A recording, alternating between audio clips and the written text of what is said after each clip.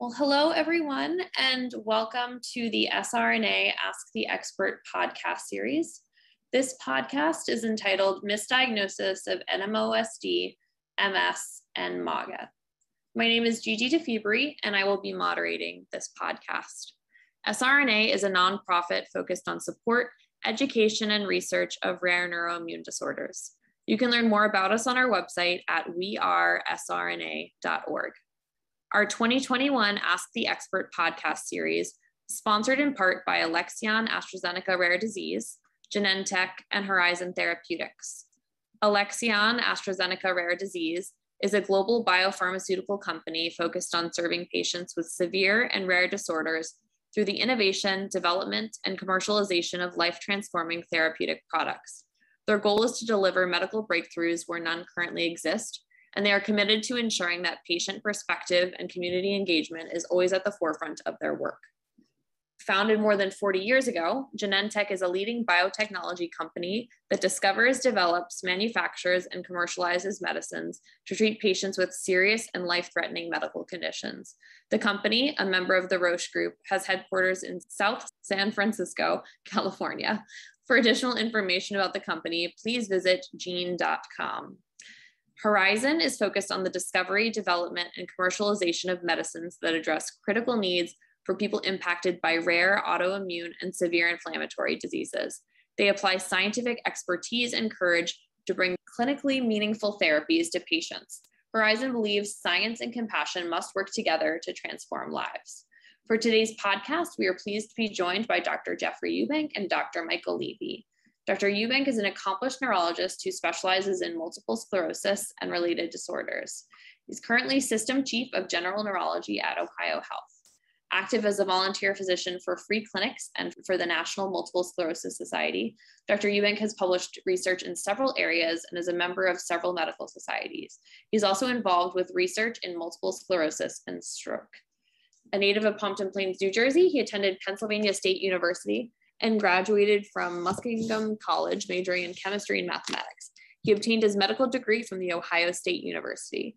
He completed his preliminary medicine internship at Riverside Methodist Hospital and his neurology residency at the Cleveland Clinic Foundation, where he was chief neurology resident. Dr. Michael Levy is an associate neurologist at Harvard Medical School. He is the director of the neuromyelitis optica clinic and research laboratory and research director in the Division of Neuroimmunology and Neuroinfectious Disease at Massachusetts General Hospital. He specializes in taking care of patients with neuroimmunologic diseases, including multiple sclerosis, transverse myelitis, optic neuritis, and neuromyelitis optica. In the laboratory, one of his research goals is to develop neural stem cells for regenerative therapy in these diseases. He uses rat and mouse models to test survival, differentiation, and functional capacity of human neural stem cells to improve neurologic function in post-inflammatory conditions.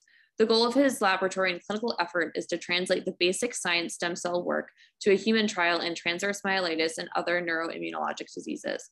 Welcome, and thank you both so much for joining us today. Thank you for having us. Thanks, Gigi.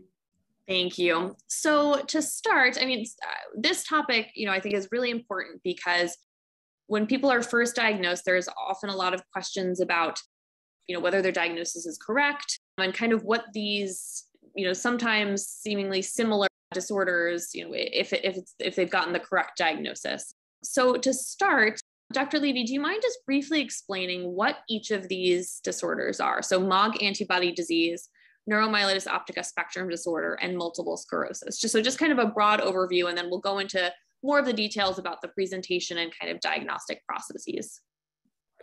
Sure. I think it's easier to think about them in their historical context. Multiple sclerosis has been known since the 1800s as the most common demyelinating disease.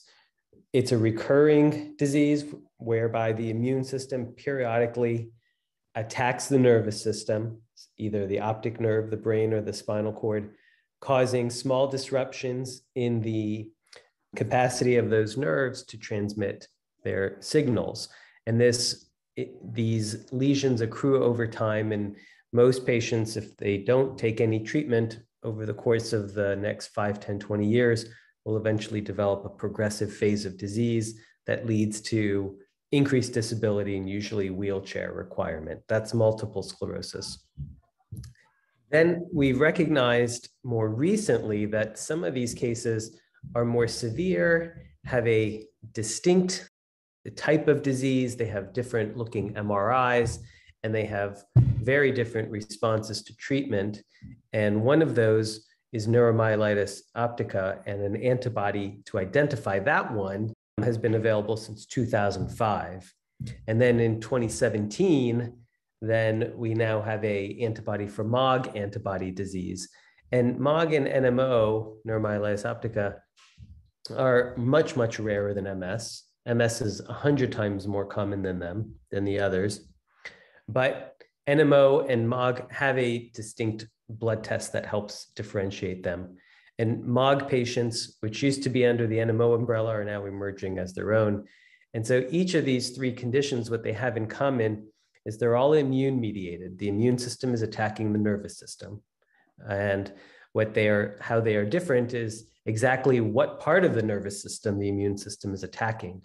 MOG is called MOG antibody disease because they have antibodies that attack the myelin oligodendrocyte glycoprotein. That's what MOG stands for. Whereas in neuromyelitis optica, the antibody is to aquaporin 4 because the immune system is attacking that protein, which is expressed by astrocytes, not on myelin at all. And with multiple sclerosis, we don't know what the target of the immune response is. And so as we continue to dissect down the different multiple sclerosis patient populations, we might find future antibodies as well. Great. Thank you so much for that overview. And so then in terms of presentation or what the kind of potential symptoms are that someone might have before being diagnosed with one of these conditions, what are the similarities between the disorders and what are the differences? Dr. Eubank? Sure. One of the more common ways that someone presents with any of these disorders is something called optic neuritis or inflammation of the optic nerve. And that's what gets us started here. Now, in the setting of MS, we're used to seeing that. And in that scenario, they usually have a pretty decent recovery. And as compared to neuromyelitis optica, they also have optic neuritis, but quite frequently they have significant damage and they can go blind after a single attack. So it can be a much more severe attack.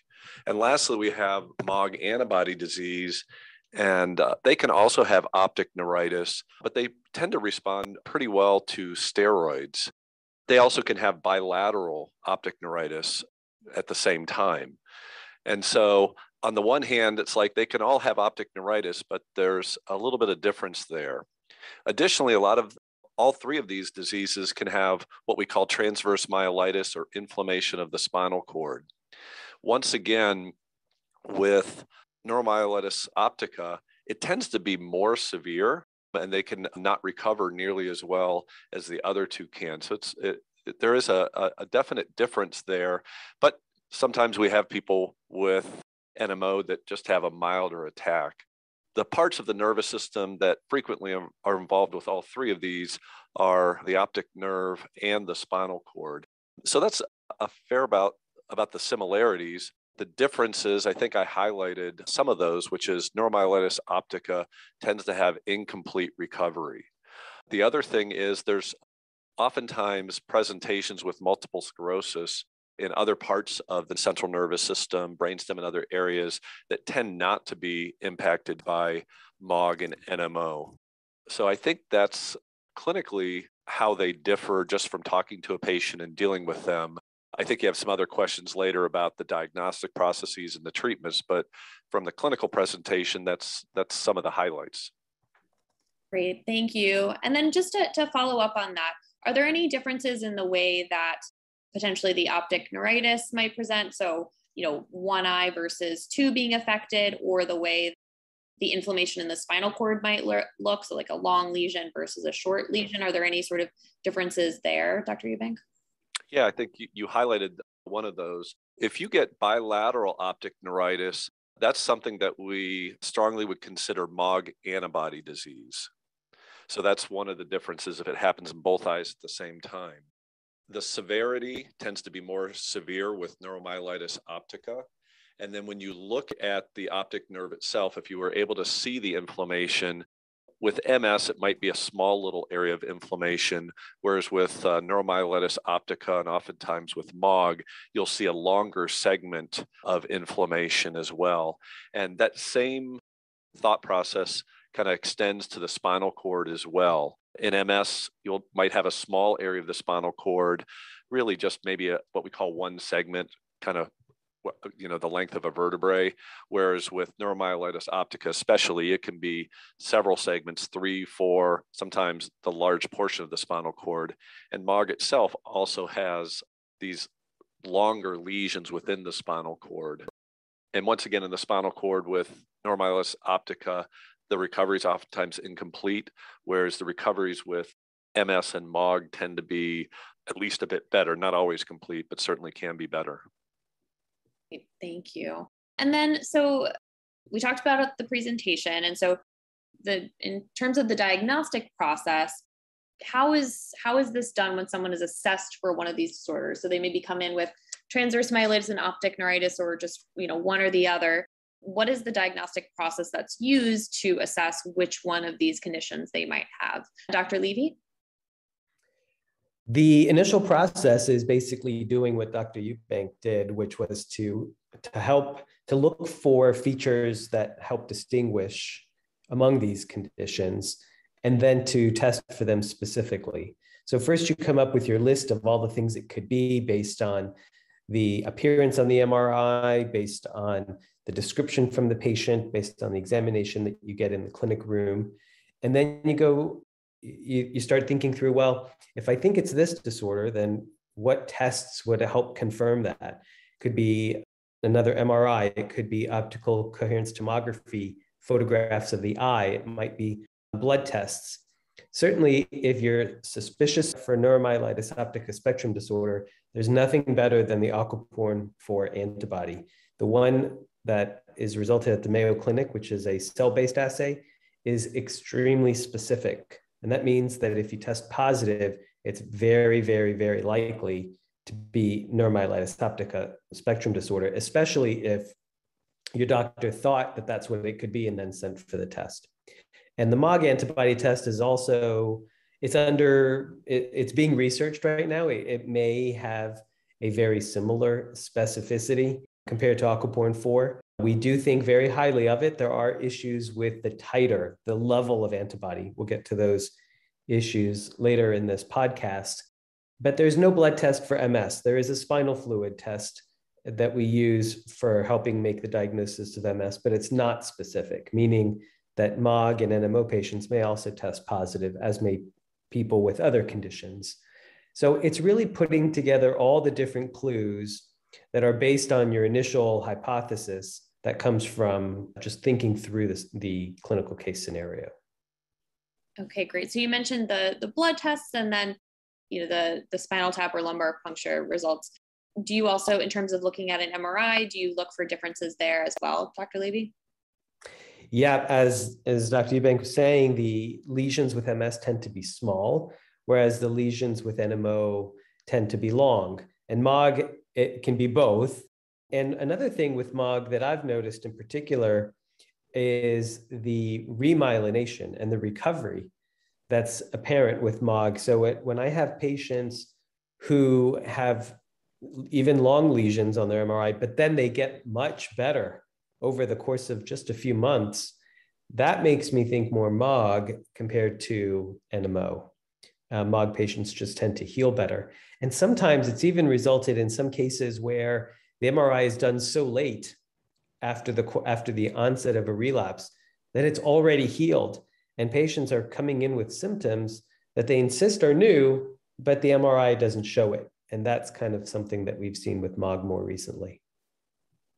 Got it. Thank you.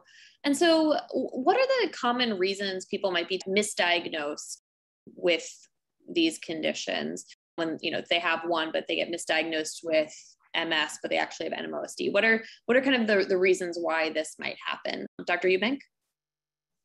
There's a lot of reasons. I mean, one of the bigger reasons is experience. If you're seeing a neurologist comes out If it's a general neurologist, there's a lot of things to keep track of. And most cases of optic neuritis and spinal cord disease, the first place you're going is MS. And for the longest time, we didn't have these excellent biomarkers or the laboratory studies that helped us with that. And while we have classic cases of NMO and MOG antibody disease, there's some cases that kind of fall in between. And so, first of all, you have to think about these other disorders, and then you also have to know to run the right tests. And there's a lot of people that say, hey, I think I know what this is.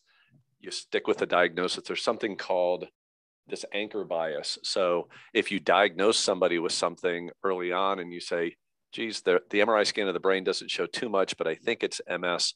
And then sometimes people forget that sometimes you can be incorrect in your diagnosis. I've made that mistake a few times over my career, and you have to look back and I said, was I sure about this? And do I need to look back at it either based on how the patient is progressing or how they respond to therapy? So I think the first thing is not just going with the most obvious diagnosis, but making yourself, if you're going to diagnose something like MS, at least pause and rethink to think about these other disorders. I don't think it means we're always supposed to order these laboratory studies on everybody we think has MS. I think there's a little bit of a risk and probably over testing with that.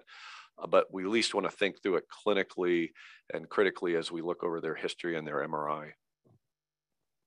Great, thank you. And then what are the consequences of receiving a wrong diagnosis? Dr. Levy? That it depends on which diagnosis was given and what was done about it. So, for example, if a diagnosis of MS is given to someone with neuromyelitis optica, and they use a medication that we know is useful in MS, but not in neuromyelitis optica, right? It could actually make neuromyelitis optica worse, like the injectables, then you'd have a bad outcome. That would be consequential. But there are some treatments for MS that are also useful in NMO, for example, B-cell depleting therapies. So in cases where I'm unsure of what the diagnosis is, I will often look for a treatment that covers both just in case, rather than a treatment that would necessarily make one worse at the expense of, make one better at the expense of the other. That way, you're double covered. Now, I'll echo what Dr. Eubank was saying. Usually, patients are misdiagnosed with MS. It's just much, much more common. Prevalence is almost 1 in 1,000 now. Most people know somebody with MS. Whereas with NMO and MOG, we're talking about 1 or 2 or 3 per 100,000 people. And so it's just much rarer. It really takes a lot of thought to consider the diagnoses, and you have to know to test for it. And while many academic centers are primed to do it because we're teaching residents and fellows how to do it, I would say that there are still many places that are not even considering NMO or MOG on their differential. Thank you. And then, so you mentioned how the drugs used for MS can make NMO worse. Is this also the case with MOG? And why does this happen? And is the alternate true as well? So the drugs used for NMO or MOG, can they make MS worse? That is a good question. We think that the reason that some MS treatments make NMO and MOG worse is because if you use the medications, some medications for MS activate a part of the immune system, and the activation of that part of the immune system is intended to outmaneuver a different part of the immune system. So it's like restoring a balance that was thought to be upset in the first place. But with NMO and MOG, the thought is you don't want to activate any part of the immune system because that could activate the rogue element that then leads to an attack. All of the injectables used in MS, except for Copaxone, are probably harmful in NMO. And we don't know about MOG. There are small studies in kids, for example, 10 out of 10 kids who had MOG who were using injectables for MS had bad outcomes. Whether they were worse than if they did nothing, we're not exactly sure. It takes a lot of a lot of trial and error to learn these kind of things, and we don't really want those errors. So for the most part, what we're trying to do with NMO and MOG is suppress the immune system, whereas with MS, we're at the point where we're really trying to modulate the immune system. And that's why they're really different therapies with few overlaps, but for the most part, we want to know which diagnosis you have so that we can institute the right treatment. Got it. Thank you. And then under what circumstances might someone want to get a second opinion with one of these diagnoses? Dr. Eubank? Yeah, that's a tricky question. It probably depends what physician you're seeing. If you're at a well-known center that deals a lot with multiple sclerosis, I think there's going to be a wide breadth of experience and understanding which things are MS and what cousins might be available. But, I think, if the most likely circumstances we talked before is someone was diagnosed with MS, and is it really MS? And I suppose if somebody's listening to this and has MS, there's nothing wrong with saying, hey, I heard there's these other diseases that are like MS. And if you have a conversation with your physician and they walk through the reasons why it wouldn't be or isn't, or maybe they say, geez, I hadn't thought about that. But I think if you get the confidence and you have a good conversation with your physician that they have thought about and excluded the others, I think that's good. I think if you're getting an answer that's, less than satisfactory, then that would be at least one circumstance to do that. I also think that NMO and MOG are rare enough that sometimes if you're not at a place where that's seen a lot, you really want people that have both the expertise in diagnosis and, even more importantly, the expertise in knowing what the best treatment options are to choose. Great, thank you.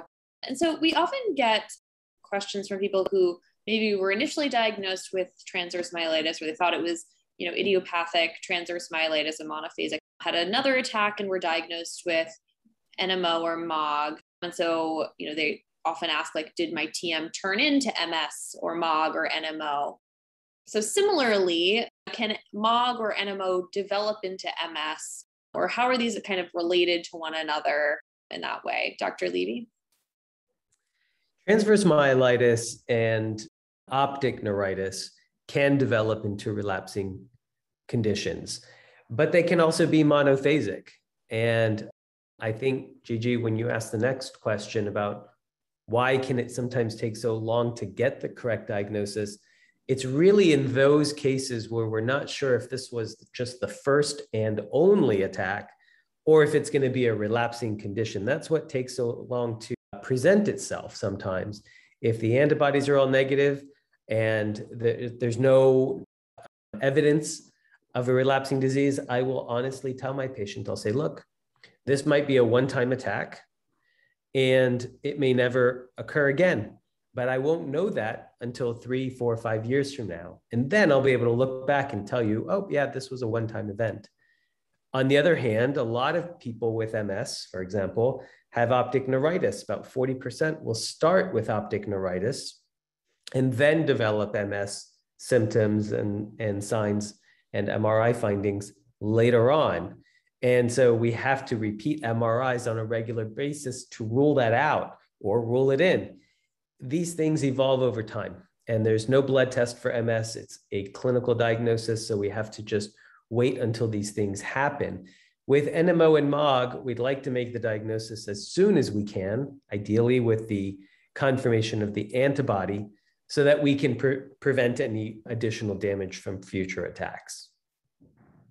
Great, thank you. And so you did talk a bit about, why it can sometimes take so long to get to the correct diagnosis. But Dr. Eubank, do you have anything to add to that? Yeah, just to maybe echo some things, patients don't come with just a textbook version of what we're looking for. So we can have something and be a bit uncertain.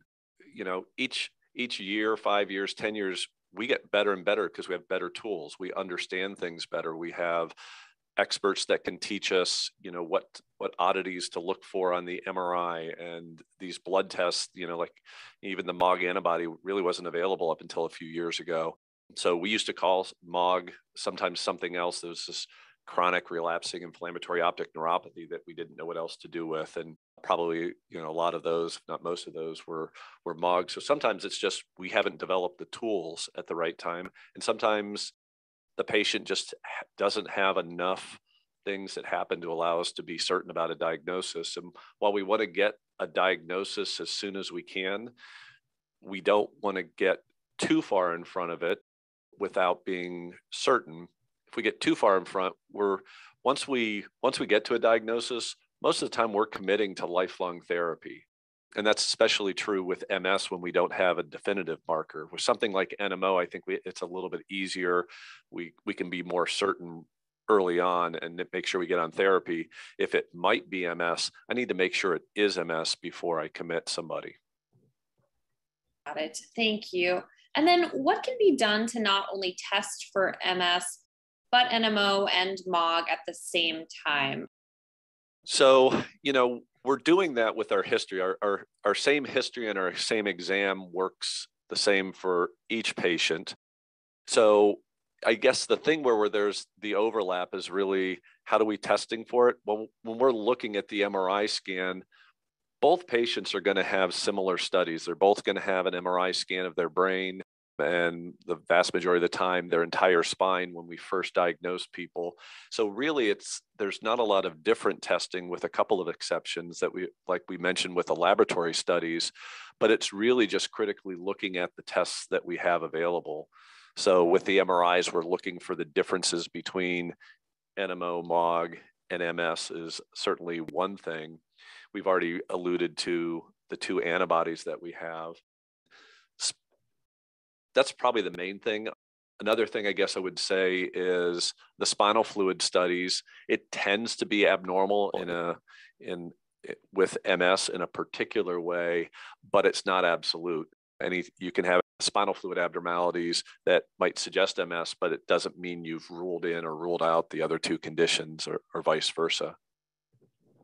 Great, thank you. And so what are those abnormalities that can sometimes be seen in the spinal fluid?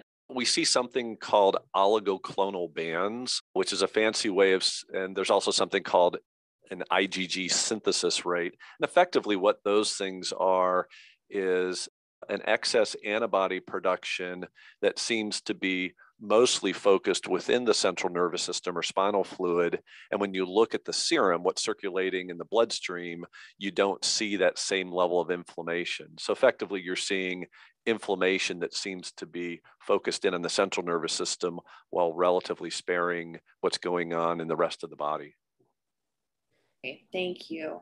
And then Dr. Levy, are there different levels of severity for each of these diagnoses? I know Dr. Eubank talked a little bit about it, but are there different levels of severity in terms of the optic neuritis or the inflammation in the spinal cord that might occur, or how people present? There are some differences, yes. So each attack in NMO and MOG can be severe. Sometimes when I don't know which antibody a patient will test positive for, a patient can be blind in one or both eyes, and I won't know if that's going to be MOG or NMO yet. The initial severity can be about the same. But when a patient comes back into clinic 3, 4, 5, 6 months later after treatment, MOG patients tend to heal better. So the initial severity was worse, but the final severity is better for MOG. NMO patients don't tend to make as good of a recovery each time.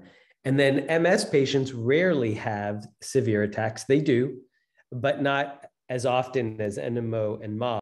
But with MS, although each attack is less severe, there is a progressive course to the disease that tends to cause more and more disability over time, even in the absence of inflammation. And so in the end, the disability may be higher in MS compared to NMO or MOG.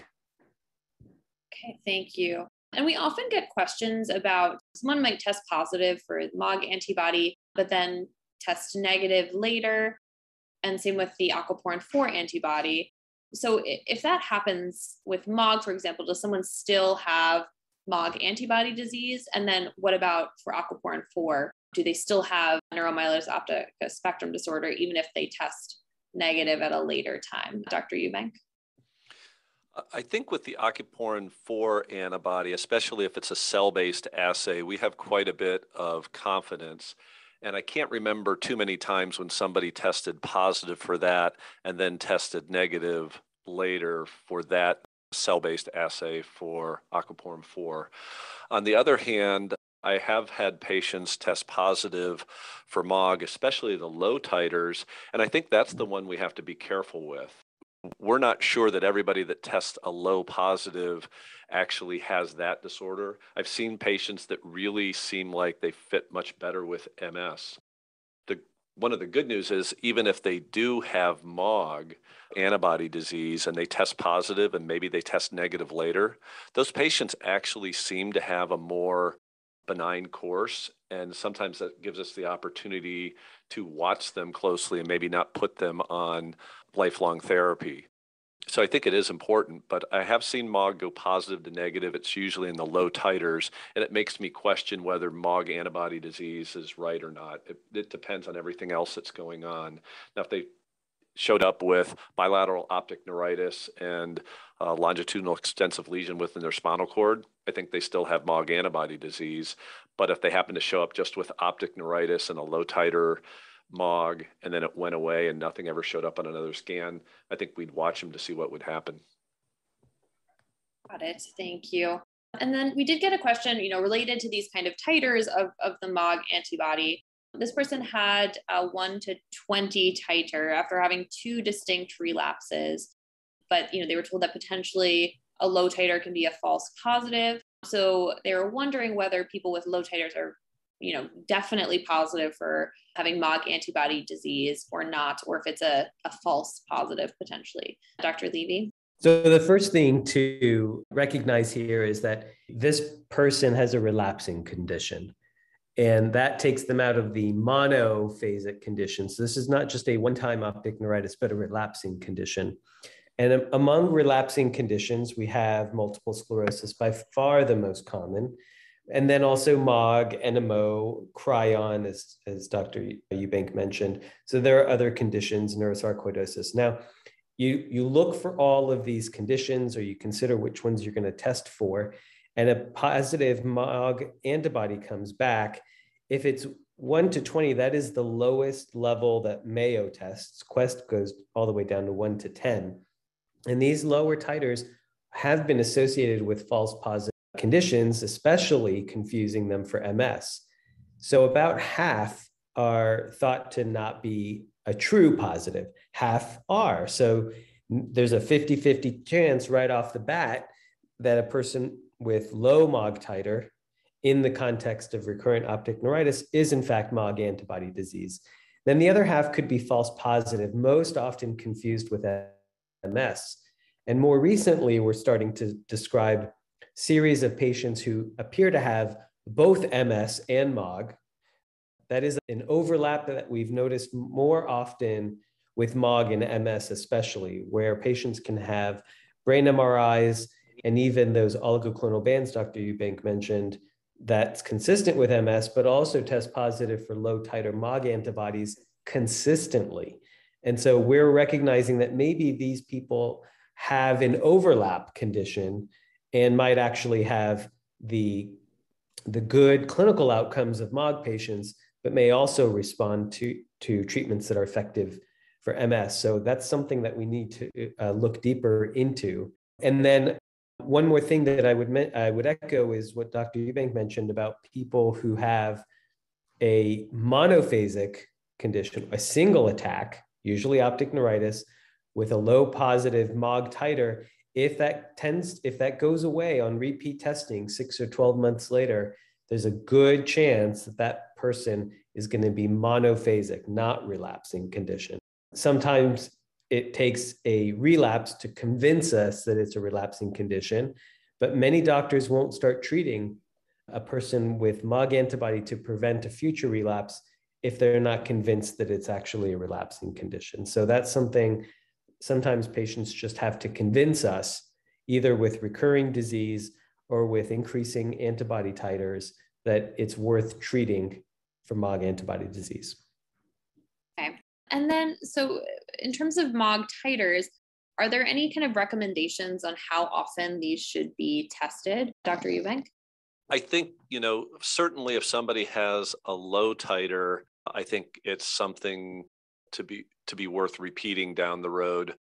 Really, you're trying to get to when you're as certain and comfortable about the diagnosis. And I think sometimes we just simply are. And, repeat testing, for at least from my practice, I don't do just to do it. And again, with NMO, I have a bit more confidence. If I have a positive NMO antibody and I have the right clinical syndrome, I may not repeat. Now, on the other hand, sometimes the very first time you test for somebody, they can test negative. And so I do keep in mind that it sometimes bears repeating 6-12 months down the road to ensure that that is not a false negative. But I think with MOG, I think it just depends on the clinical situation. If you have somebody that consistently tests low positive and you're not sure, probably depends on what they're doing clinically and what their MRI is doing. So I could see a situation where you might check it a number of times, but I think the majority of the time it's repeating it maybe a second time generally is all that usually is required. Gigi, can I add one quick thing about the aquaporin 4 antibody? Yeah, go ahead. It seems that the benefit that we see with MOG when the antibody goes away is not something that we see with aquaporin 4. The experience of patients whose antibodies have gone away over time does not seem to be that beneficial. It's not like you can come off of immunotherapy and the disease has gone away. We do see that with MOG. We do not seem to see that with the aquaporin 4 NMO. That's a great point. Got it. Thank you. And then someone submitted a question about a paper that they had read where they were talking about agents that selectively eliminated MOG-specific antibodies without affecting the levels of other antibodies in the body. Is this something that is planned for commercialization or for a treatment or something for MOG, Dr. Levy? As for MOG, I think this is a nice proof of concept that you can remove specific antibodies. In the case of MOG antibody disease, though, those antibodies are probably not the problem. And so it's not going to help much to get rid of them.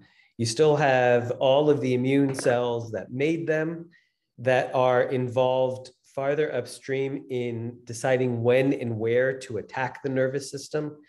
And it may be that the antibody contributes a little bit to that process, but even without the antibodies, the disease can progress. So in this case, it's not that helpful. However, this is something that can be used for other conditions where the antibody is more intimately involved in conditions, especially that cause blood clots due to some antibodies or platelet disorders, or some other autoimmune conditions in which the antibody is much more involved. And if we can get rid of that antibody without getting rid of the other ones, that would be very useful. Got it. Thank you. Same with aquaporin 4 antibodies. Getting rid of them would not do the job. Okay. And then, so we got a question from someone who is diagnosed with MOG in February of this year, but they currently have tested negative for the antibody and they don't have any additional lesions, but have experienced, an increase in numbness. Is this, something that is sometimes happens as a result of MOG? Is this potentially, I know people talk about having a relapse versus a pseudo-relapse or kind of a worsening of symptoms without new lesions. Do you mind just speaking a bit about that, Dr. Eubank?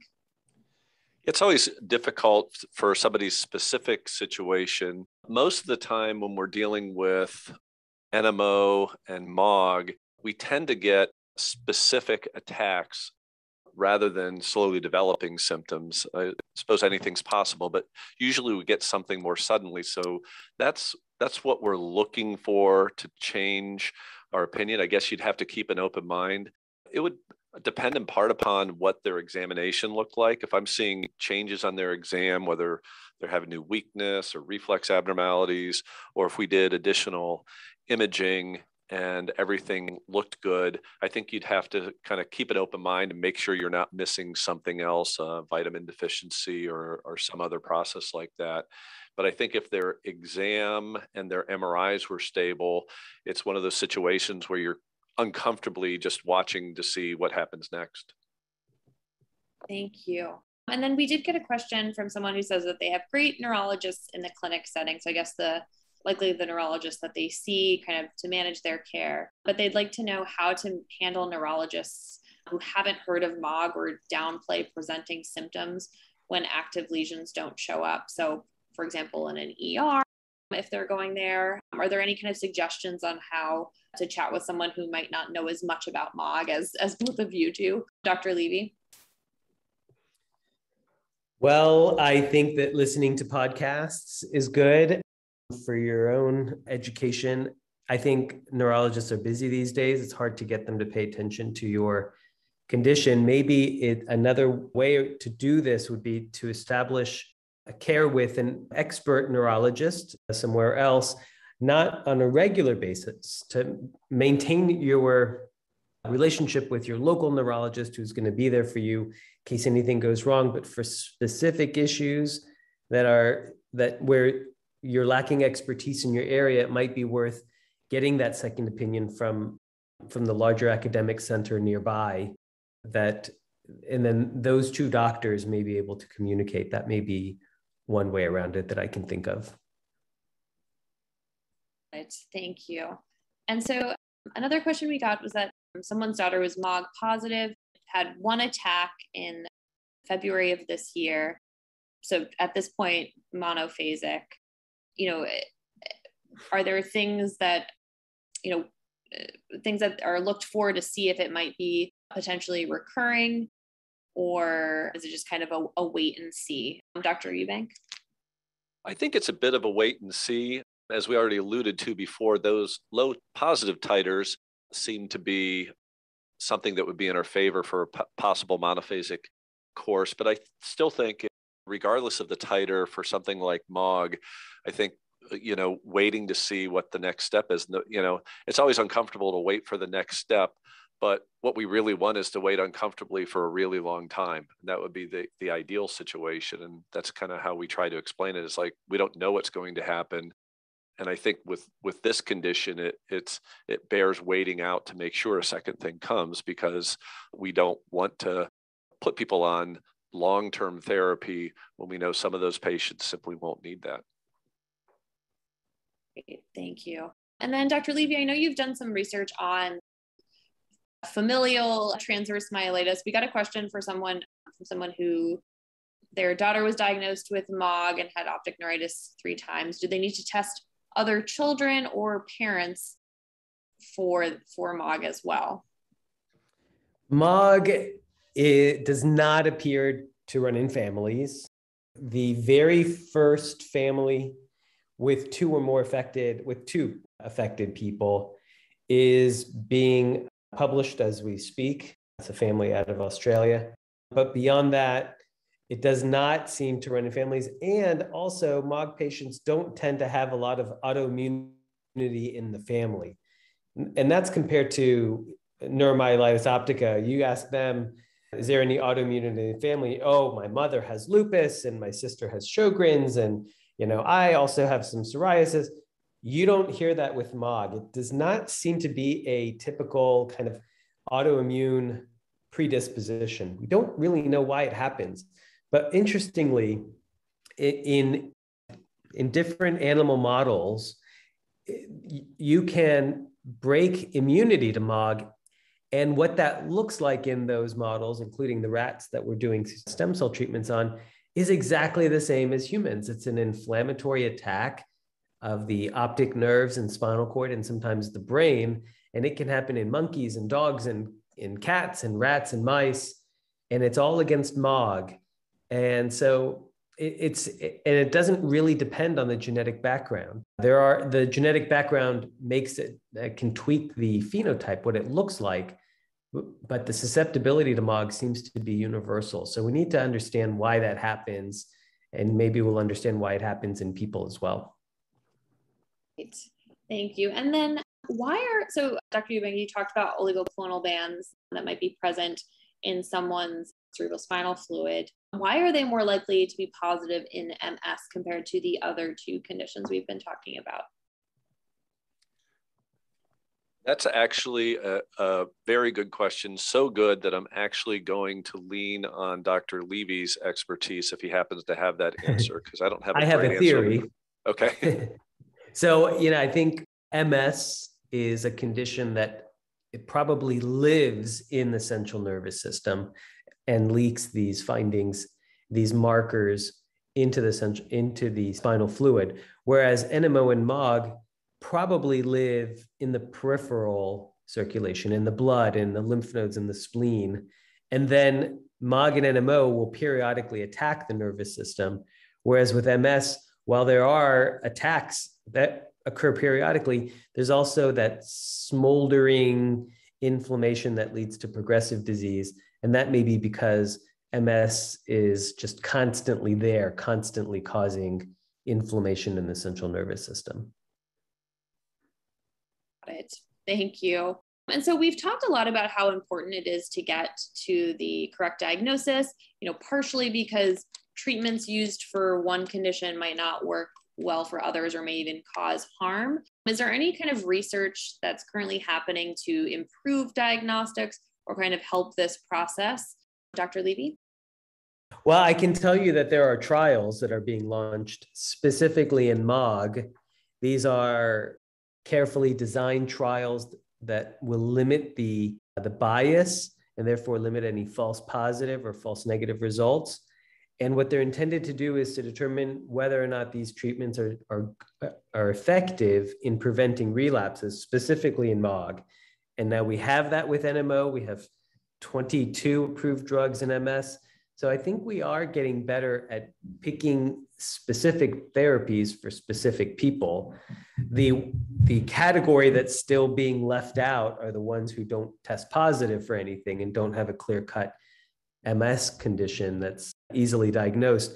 For those people, there is ongoing research to further identify new diseases based on blood biomarkers, MRI biomarkers, spinal fluid biomarkers, and so on. Got it. Thank you. And then Dr. Eubank, do you have anything to add to that? No, I think that was well summarized.